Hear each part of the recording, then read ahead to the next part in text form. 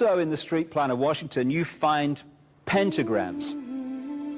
So here we have two pentagrams in the street plan of Washington. The top one points into the Capitol building, and the one at the bottom points into the White House. This is a political building, so we're told. In fact, it's a temple to a secret society, built by the Freemasons to a specific design, Congress, the Congress building.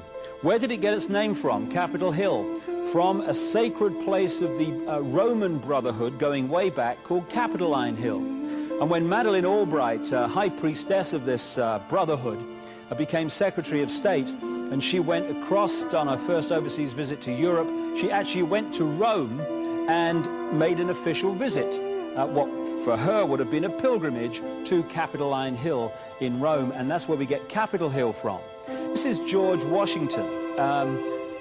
In the last century, they decided they didn't have a decent statue of George, so instead of getting an American to produce one, they ordered it from Italy, from Florence. And when it arrived on the dockside, people were staggered, because here was George, the first president of the United States, depicted naked from the waist up with this cloth over his Bill Clinton's, and then pointing up one arm, pointing down the other. What's going on?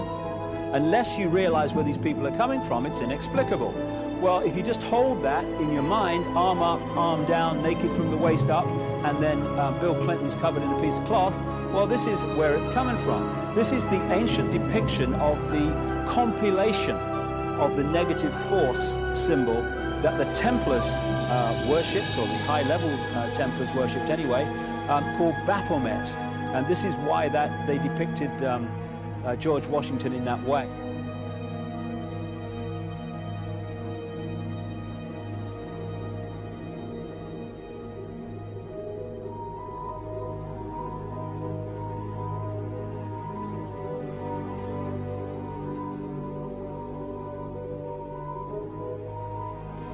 What has come to light is that it is not so surprising for a lot of people that there are covens amongst the very educated class, architects, doctors, lawyers, priests, brokers, and the leisure class. These are people who have made pacts with the devil. That's right. It's really the best, the more accurate way of describing it would be that they have indulged themselves in the worship of the goat, of the prince, of the serpent, of Satan, of Lucifer, and they lead perfectly normal lives. They're jewel merchants. They travel. They're prominent in their own way, but they do have this indulgence. Father, here's a part of that I can never understand. That has never made sense to me, and that is, if somebody were to make a pact with the devil,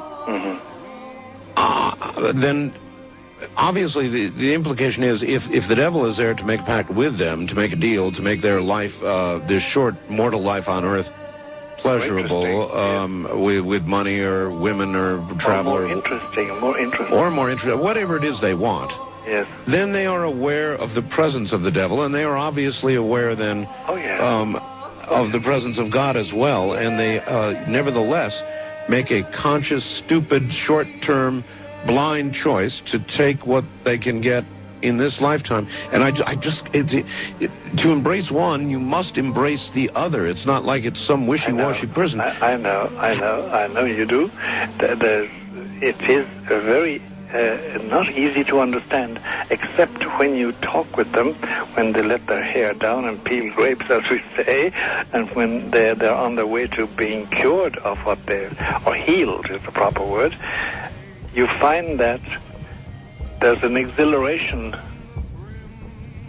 and a satisfaction which is both sensual and sexual and mental when they really indulge in Luciferian worship. There is a peculiar exhilaration. Like a drug, then?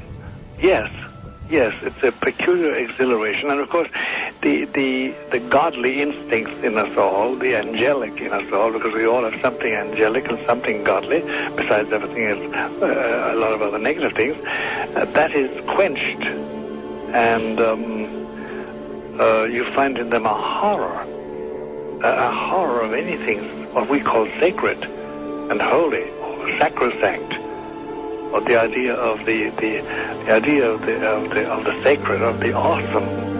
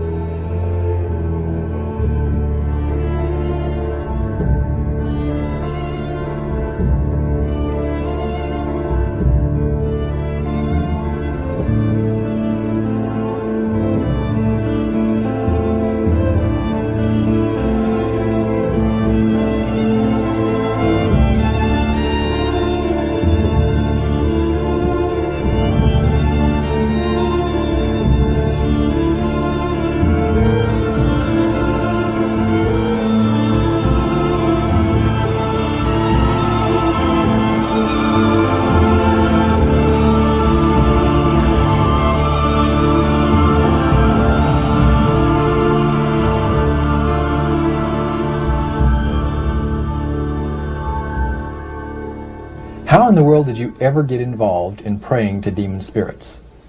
A fellow that had been on a particular ship with me, he told me, "Hey, I got something fantastic to tell you." He said, "I am affiliated with people that speak with the spirits of the dead.